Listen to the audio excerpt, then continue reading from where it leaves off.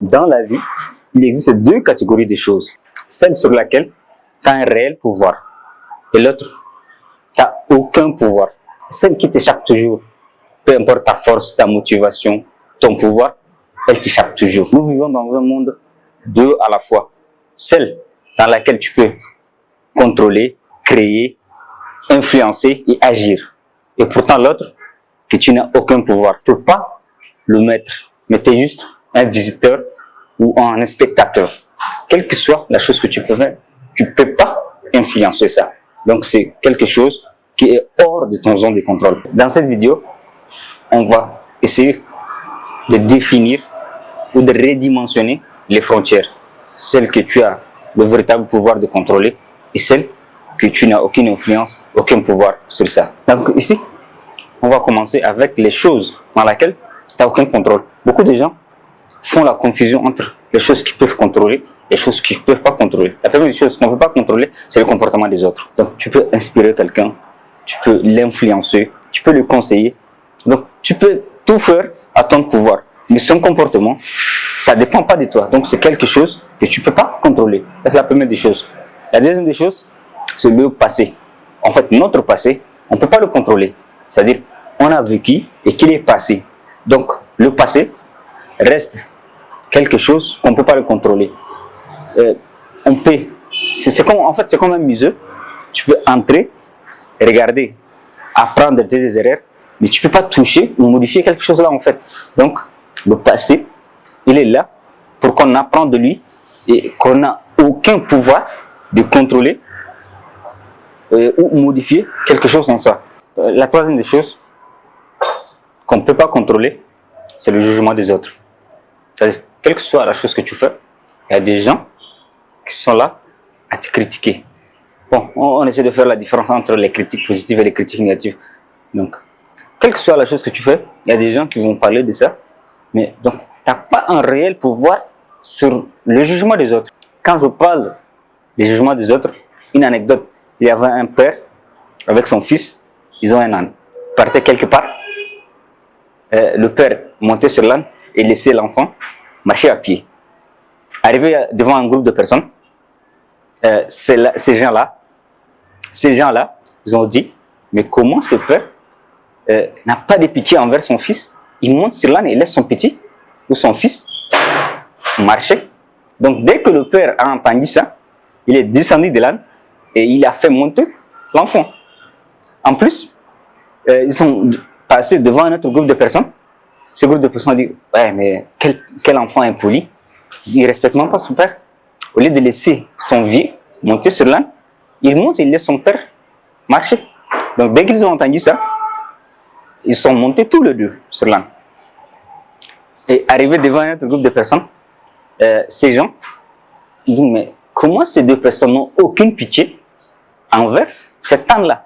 Ils montent tous les deux, donc ils pèsent vraiment lourd sur l'âne en fait. Donc dès qu'ils ont entendu ça, ils sont redescendus tous les deux et marchaient à pied et l'âne à côté.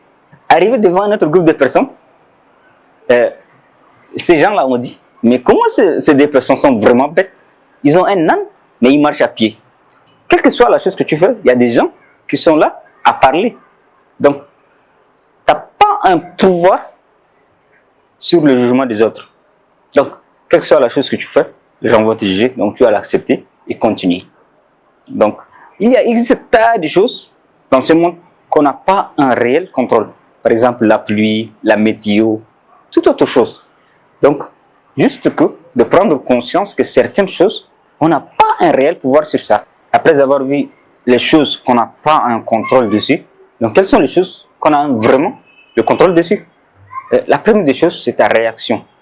C'est-à-dire, face à un problème, face à une situation, ta réaction dépend de toi. Face à un même événement, deux personnes peuvent avoir une réaction vraiment différente. C'est-à-dire quelque chose qui t'arrive, l'autre le voit comme une opportunité, alors l'autre le voit comme un problème. Donc, ta réaction dépend de toi. Donc, tu peux agir d'une manière positive ou tu peux agir d'une manière négative. Donc, tu as le contrôle sur ta réaction face à une situation donnée. La deuxième chose qu'on peut contrôler, c'est notre pensée. Tu ne peux pas contrôler comment elles arrivent, mais laquelle tu la nourris, laquelle tu la laisses mourir de faim. Donc, dans la journée, on a des milliers de pensées qui arrivent. Alors, c'est à toi de décider et tu as le contrôle sur laquelle tu peux garder et l'autre laisser passer en fait. Donc, nos pensées, dire comment tu penses. Donc, tu peux penser d'une manière positive ou d'une manière négative. Tu peux nourrir la pensée positive, tu peux nourrir la pensée négative. Donc, c'est quelque chose qui est dans ton zone de contrôle. Et la dernière des choses dans laquelle on a un réel contrôle, c'est le choix. Donc, dans la vie, c'est toute une question de choix. Tu peux choisir une bonne chose ou une mauvaise chose. Tu peux choisir de faire ça ou de faire ça.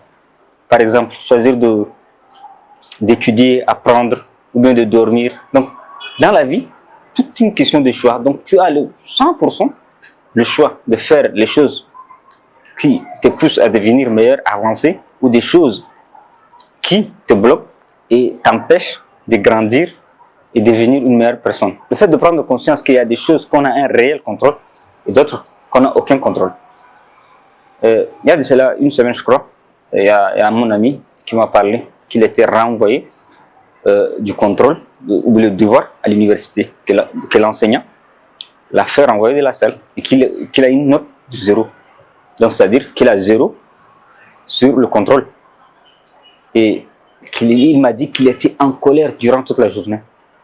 Je lui ai dit, dans la vie, il y a des choses que tu peux contrôler, il y a des choses que tu ne peux pas contrôler.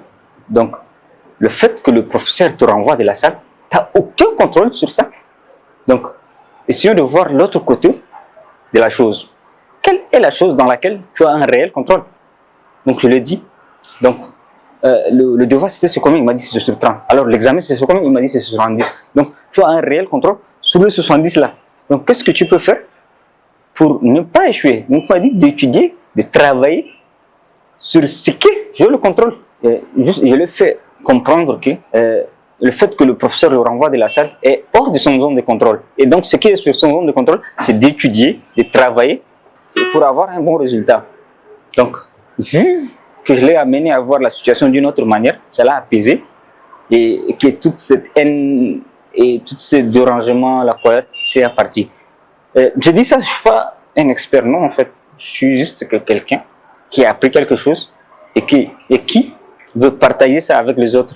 Je sais que certaines choses que j'ai apprises m'ont aidé et que ça peut aider les autres. Enfant, tu n'as pas besoin de tout contrôler. Tu as juste besoin de savoir qu'est-ce qui est dans ton zone de contrôle et qu'est-ce qui est hors de ta zone de contrôle.